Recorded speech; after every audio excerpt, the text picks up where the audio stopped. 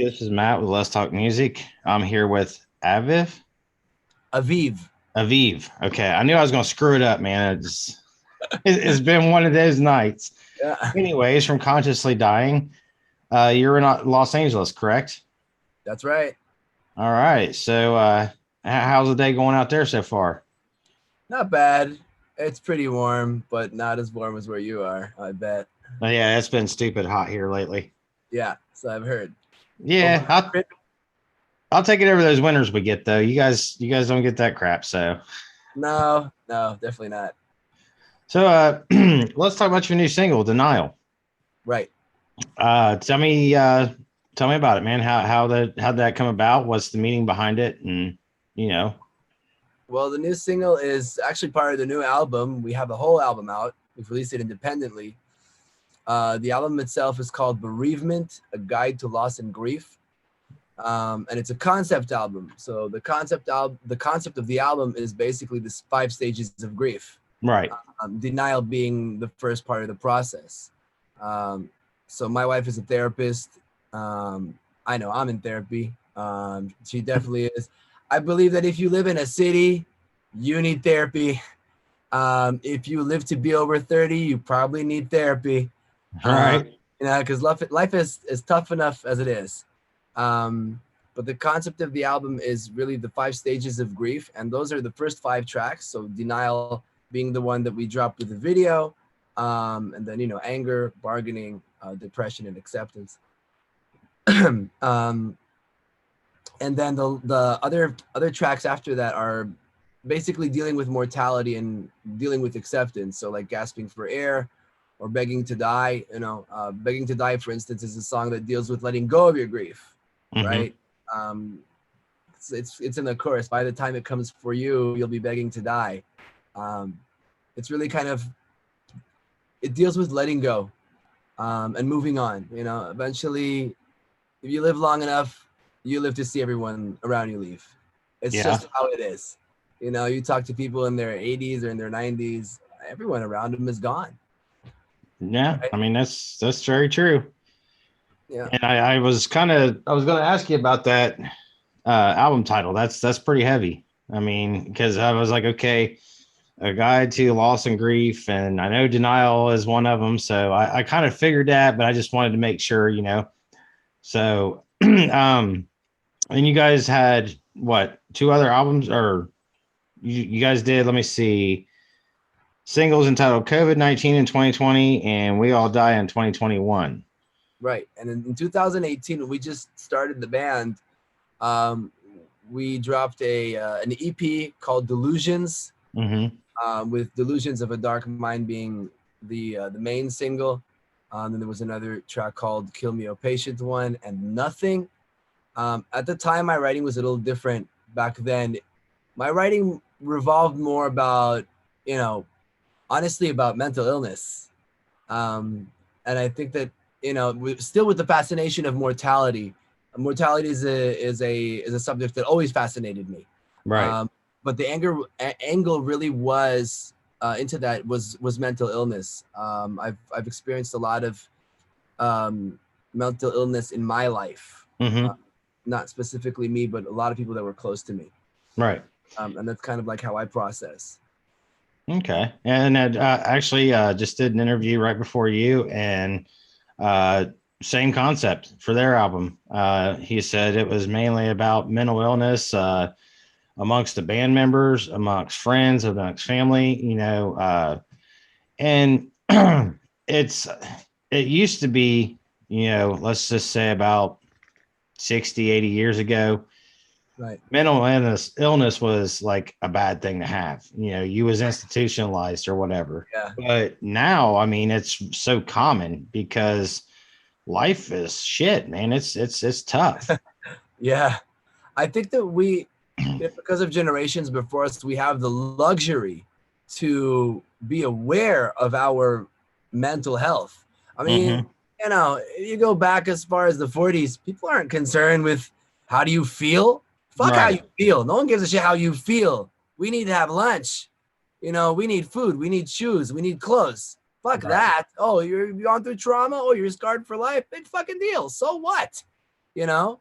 But because of these generations, because our forefathers really made sure that we survived and we evolved, we now have the luxury to ask ourselves, how do we feel? And really to uncover that there's just so much in there. I mean, you know, I had an uncle that was in Vietnam, you know, and he ended it. He ended himself. He ended Sorry to hear himself. that. Yeah, you know, thank you. It sucks. Um, but there are a lot of other people that, you know, have been to the military, and that's enough that I know. It's enough to scar you, to see things that, you know, really change the way you look at life, the way you perceive life. And if you don't really have the opportunity to process, then it's just going to go downhill from there. Now we do it through music. Like heavy metal is like that, especially extreme metal. We are, you know, the classic thing is getting people to you know, listening to people, and when they say, well, you're actually really nice. I mean, you look kind of scary, but when we start talking, you know, you're actually a really nice guy, right? I get that all the time. You're actually a really nice guy. I mean, yeah, but you look scary though. I'm like, yeah, because that's kind of part of it. I do angry, evil music. I bang my head and I shred on stage and I go nuts on stage, so I can be a nice person. Right. And that's one of the ways that I deal. It's not just going to psychologist and having therapy, you know, how do you feel today, and how, you know, tell me about your childhood, that kind of stuff. We do many things to deal, right? Mm-hmm. I have my band, I work out, I try to be spiritual in ways that I can. You know, and of course, yeah, also the music, also the live shows is a big thing. It's a big thing. We just started doing shows again. We've had 2 shows already, our album release show and another show in Orange County last week. Mm-hmm. And then we have another one this week at Knucklehead in Hollywood. And getting that piece of your sanity back is amazing. I feel like me again, Nice. you know? Yeah, and I mean that's it's not just musicians, like it's not therapeutic just for you guys, it's therapeutic for other people. I mean, you know, when your music can touch somebody to where they can say, you know what, that's how I've been feeling, and this song kind of makes me feel like I can overcome this, or this song makes me feel happy when I'm sad. Oh yeah, that's 100% what it's about for me. 100%. I mean, you know, at the end of the day, it's rock and roll, it's heavy metal. Right. You know, there are a lot of things out there that are really fun. Shows are fun, girls are fun, drugs are fun, playing live and getting that adrenaline and having all the attention and all that's fun. And that's great, but that's just fun. If you're doing something of substance, you know, something that matters. When someone comes up to me, it could be some, you know, some 13, 14-year-old kid at an all ages show, will come up to me and say, hey man, you know, this literally happened. A kid came up to me and said, my dad got COVID. I was super scared. And I didn't know what was going to happen. And I was listening to your music, and it really kind of helped me deal with that and get through it. Now, you know, I kept in contact with him, you know, he'll text me, I'll text him back, you know, and to me, that matters the most, Right. you know, because all the other shit, that's fleeting. That comes and goes. But really touching someone and really making a difference to someone, and to have your music and your message resonate with them, that's bigger than anything that could come out of this. Oh, true. Yeah, yeah, I agree 100%. I mean, you know, I grew up on, you know, Slayer, Metallica, Testament, bands like that. And I'll tell you, there's so many times that I used to just kick back in my bed and close my eyes and jam Sanitarium, just because it was a calming song to me. You know, that, or the thing that should not be, or, you know, just it just depended on my mood, man. I mean, Fade to Black, it just, all the Yeah. old stuff was like it would it resonate with me. And I mean, you can take all kinds of different meanings from them songs. Like, you know, Fade to Black, if you listen to it, you think it's about suicide. Yeah. But actually, I read that it was about, they were so bummed out because somebody broke into their trailer at a hotel and stole all their gear. No way. Seriously? Yeah. Yeah. I always saw it as a suicide song, you know, life, it seems to fade away. Right? Right. But Yeah, yeah, they yeah, were just so bummed out because like they was on heading to another show and yeah, all their stuff was gone. and that's a way to deal with it. That's a way to deal with it. So, you know, I don't really consider consciously dying, um, you know, suicide black metal, right? And you know, Right. and I've changed after getting an education, playing a lot of jazz and a lot of classical music.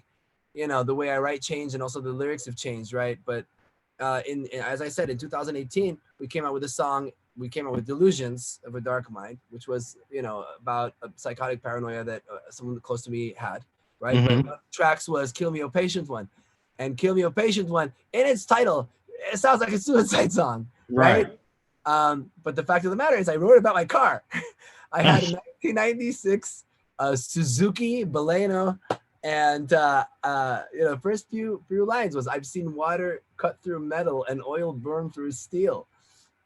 You know, and that's what it was. I had a water leak, I had a gas leak, I had every freaking leak you can think of in that car. Water leak, gas leak, you know, all kinds of fluid. Any choose a fluid that goes in a car. I had that leak. Um, Right. and then at the end, that's it. I left Israel and I moved here, and that was basically the end of it. I had to get it out. You know, I sold the car for whatever it was.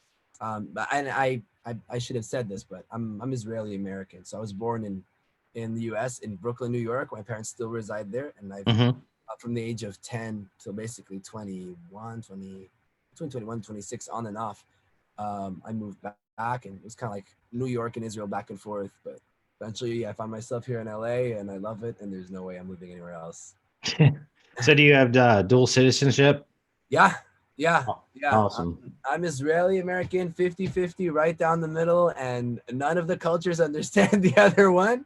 Um, but that's kind of like my way. I mean, I understand my purpose in that sense, in terms of, like, you know, um, showing Americans what an Israeli is, and showing Israelis what an American is. You know, and Mm-hmm.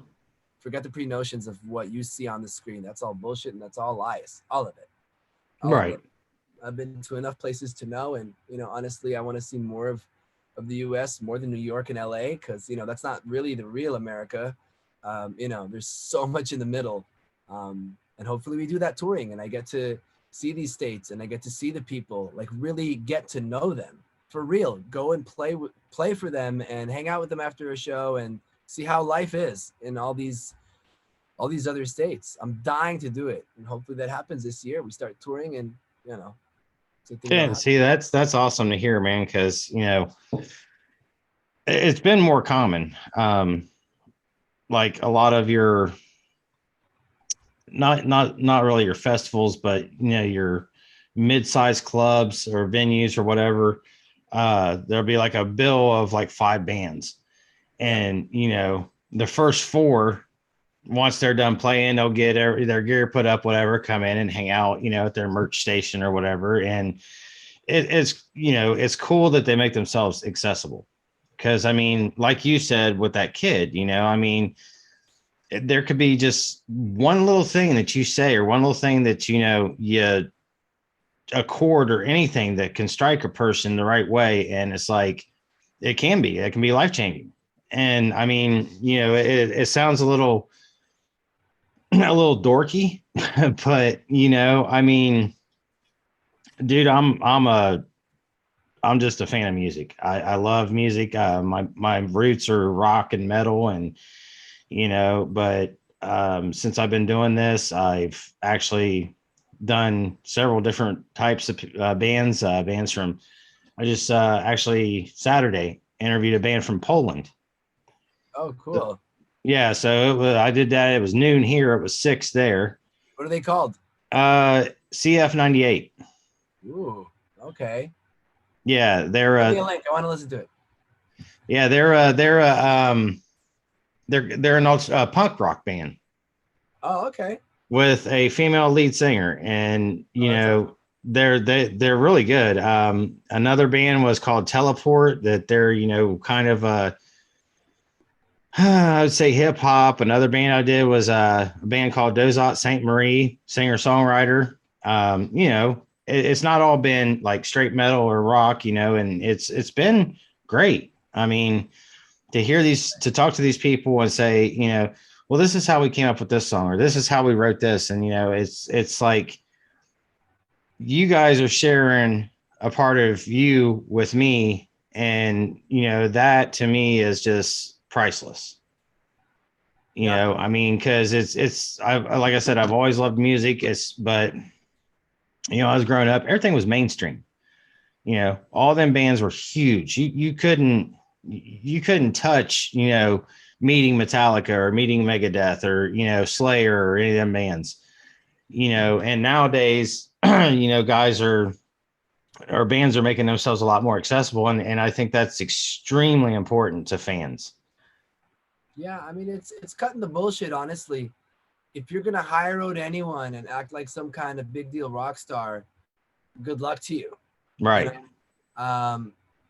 That's not the way I see things. And I don't think anyone should do that. The people are what matter. The fans are what matter. And if you're not going to go out and meet them, like really meet them, not just go and take pictures and sign autographs to feel good with yourself, right? And feed your ego. I'm talking about literally meeting them. Ask them how they find your show. How did they know about you? How did they find your music? Why did they come? What do they do? What did they do today? You see them at the show and they go, what did you do today?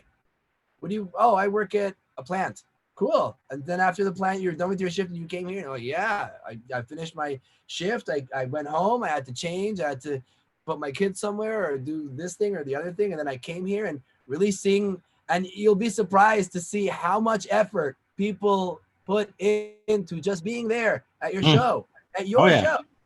Right. And it takes more than just like, taking a picture. Oh, you enjoyed the show. All right, cool. Thanks for coming. All right. The merch booth is over there. See you, bud. Right. That's it's not personal. And if you really want to touch someone aside from your music, if you really want to touch someone in the inside, you can do that after the show. You can do that face to face. You like act like a human being. You know what I mean? And it's not that I'm doing this because, this is going to help me get farther. No, I'm doing this because this is what I care about. I will literally have someone come to me after the show, someone from the band or anyone, be like, look, dude, we just, we got to go. We got to go, man. Like, oh, okay. Because I'll take my time. Right. I'll take my time. I don't care. They're people. I'm not more important than them because it's my show. Fuck no. Right. If anything, they're more important than me because they are the people that came to see my show. If it wasn't them, for them, then I'd just be playing for myself. Yep. I agree 100%, man. So I mean, it's awesome to hear you say that. It is because I mean, and that's the great thing about the the independent bands. And like, I mean, even a few other bands that I've Tommy Vexed, from Bad Wolves, Keith Wallen from Breaking Benjamin, and I did interviews with them, and they're the same way. They're just like, I love meeting the fans. I love the reaction that I get from what I do. One of the greatest feelings in the world is people singing your song back to you, which I've been in that crowd, and that's pretty awesome. Endorphins. Yes. Brain just going. I was at Rock on the Range, and the crowd was actually so loud with Linkin Park for the song In the End that they just stopped and let the crowd do it. It was awesome. I mean, the smiles on their faces and stuff. And I was like, that to me, I mean, I'm getting goosebumps talk about it. That's just gotta be one of the best feelings in the world as an artist. Yeah. Hasn't happened to me a lot, but I think that recognition comes in many ways, in many forms. If it's someone coming up to you after a show, if it's someone sharing your post, if it's someone just literally just texting you on your phone and saying, hey man, I listened to your album like 5 times. That happened to me a week ago. Friend of mine too. It's not like he was some random guy that he turned into a fan. No, it was a friend of mine that didn't know much about my music, but then I dropped the album, right? We dropped the album and he texted me and said, hey, man, I listened to it like 5 times, dude. I really like what's going on, and I hope you guys make it big, right? Make it big. Sorry for the air quotes, but I just don't believe in making it, right? And I definitely Right. don't believe in making it big. There's no making it. You just work harder. But you know, just the fact that what he's saying is, man, I really dig the music. It touched me. It mattered to me, you know. And Yeah. he's going through loss too. So that's exactly what it's for. That's exactly. I know the guy. I know that he's going through loss. I know that he's going through loss. I know that he's losing someone close to him. And if listening to my music gives him an outlet for his anger, for his frustration, for his depression, for his denial, and for his bargaining, and leads him to acceptance, leads him to understand that this is the circle of life and this is just how it is, and not fear death, but understand that it is a part of our lives. Right. Live your life really to the fullest. And living your life to the fullest doesn't mean go party out, you know, every night. Go out partying every night or do every freaking drug known to man. No, it's not about that. Right. It's giving your life meaning and purpose and substance and making it a difference for someone else. So when he comes and says that to me, that's what I feel. Now I feel like I'm doing something with my life. Right? And hopefully it inspires him to do the same. And I'm going to just throw this out here after watching the video. It is crazy to hear you talking like that. Because you do seem in the video just like this, you know, I don't know, this evil, scary guy, you know, but I mean, that's just, it's what they call that, an appearance. Persona. Right. And like, I mean, Motley Crue did it, you know, Kiss did it. I mean, everybody, you know, had these. Dude, have no mistake. I'm really funny on stage. Oh, I bet. Yeah. I crack jokes. I joke with the audience. I do all kinds of stupid shit, right? I'm even dressed with the spikes in my hair, all freaking crazy, you know? But that it just helps us bring it out, you know? So some people tell me, I literally heard this, don't smile so much on stage, man. This is death metal. Don't smile so much on stage. And you know, at the beginning, I'm like, yeah, you know what? Yeah, it looks kind of weird, right? When I smile and all that, like this is like death metal. You know, I'm supposed to be like, oh, right? Right. Fuck that. No, I'll do what I want. This is my music. This is my art. I can interpret it in every way. And that's basically telling me, dude, don't do that. Because look, most of the bands are doing death metal. They look like badasses. You have to look like them. You have to do exactly what the other people are doing. Fuck that. No, I don't want to do what they're doing. They're doing what they're doing. I want to do something else. And that's what I'm saying. It's kind of, it's an image. And I mean, the fact that, I mean, there's a lot of, you know, death metal bands nowadays that, you know, are, you know, just, I mean, one that I seen was, what was it? Suicide Silence. Okay. I mean, and I was, you know, it was before Mitch passed away, and the dude was like cool as hell. I mean, you know, he's covered in tattoos. He's up on the stage like this, growling and stuff, looking the part and everything. Right. But afterwards, they set up a booth, and my son, he went with me. He was big into him. Got pictures with him and signed autographs for him. I mean, you know, Mitch, the whole band was cool. Yeah. You know, and it is. It's like, you know, you expect these guys to be kind of just, you know, fuck you, you know, whatever. No. Why? See, that's the deal. Why wouldn't they be cool? Why wouldn't they be cool? Because they have a certain persona on stage. That's on stage. Right. On stage. Look, even James Hetfield gets off stage, goes home. He has a wife. He has kids. He has grandkids. Right? If he starts being all James Hetfield on him from Metallica, right?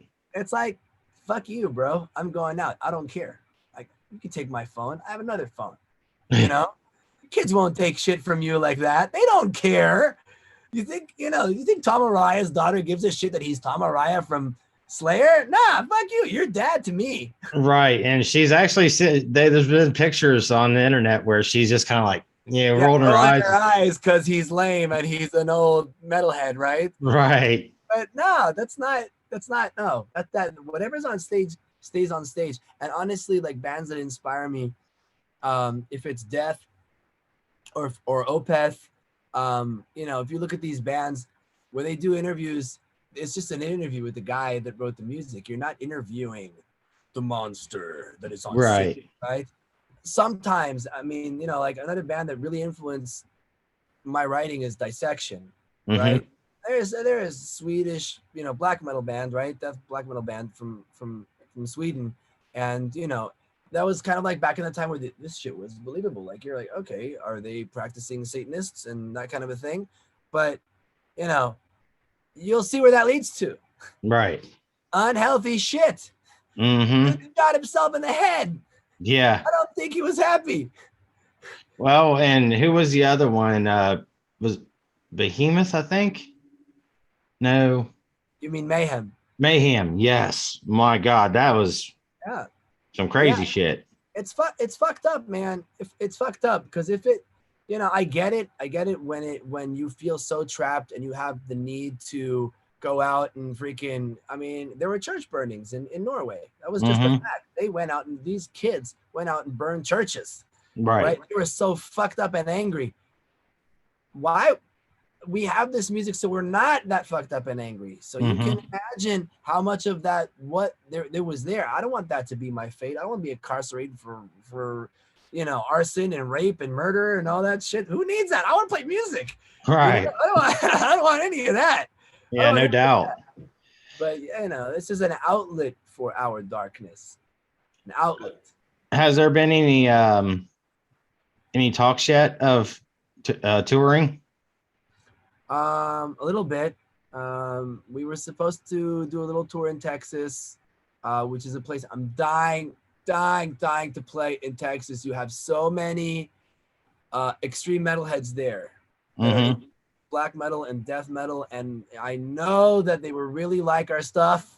I was literally on a honeymoon in Jamaica with my wife and met a metalhead from Texas, and he was definitely into it. Like randomly, this guy. So and I know a lot of metalheads from Texas, either Dallas or Phoenix or all these places. So I really wanted to do that tour. It kind of fell through. Texas is calling me in a big freaking way. I hope that happens. But we're honestly, if it makes sense, we're up for anything. If it's a buy-on with whoever. If the other band makes sense and we're surrounded by like-minded musicians and artists, this would be the time to do it. So we're open to it, and if it happens, it happens. If it doesn't, cool, but we definitely want it to happen. Hopefully it does. Yeah, I get that. For tours. So, I mean, this is, I tell a lot of guys this is, if you do make it through good old Columbus, Ohio, which it is. I mean, you think of Ohio, it's the Midwest, cow tipping and all that shit, but it's not like that. Columbus is a big music city, mainly rock and metal. Get a lot of them coming through here. Just announced today that Disturbed's coming in September. Lacuna Coil, Butcher Babies. I mean, there's some, some hard rock coming through. So, I mean, just my dogs are barking. It happened. Sorry about that. But, no, I just, if you guys can ever make it through here, I'd like to sit down and do a live one with you. Yeah, that would be awesome. Typically what I like to do is check out the show first. Some guys are like, man, we got to do it beforehand. But I like to check out the show because I could say, man, you guys really kicked ass. I really enjoyed that. Well, the best interviews are done after a show, honestly. Right. Get that energy. You literally just got off stage and someone's interviewing you and asking you, hey, so they're asking you about the music, literally asking you about the show. The inspiration is here. Right. Here. And that's what it's all about. That's what it's all about. Inspiring the fans, inspiring the people that are interviewing you, inspiring anyone that listens to the music and is interested in what you do or this kind of music or music in general. Inspiring, inspiration. That's what matters. Yes, sir. All right, man. Well, I'm gonna go ahead and let you go. I do appreciate your time. I appreciate all your insight. I like I said, I love that you feel that way because as a fan of music, that's awesome to hear. Yeah. You know, and I'm glad that, you know, you're able to touch lives, man. I mean, you know, the story about the kid, that's great. You know, your friend, it's awesome, man. I mean, that's what it's about. Yeah, honestly, all the rest can go away. Money, fame, girls, drugs, whatever. It goes away. Mm-hmm. The relationships that we have and the actions we make within our lives, you know, they transcend time, space, and existence. It's together. It's Right. together that we prevail. Awesome, man. Well, thank you for being on, and best of luck to you guys. Like I said, if you make it this way or anywhere close, would love to get together with you. Definitely, man. I hope that All right. happens. Have a good evening. All right, you too. All right. Bye.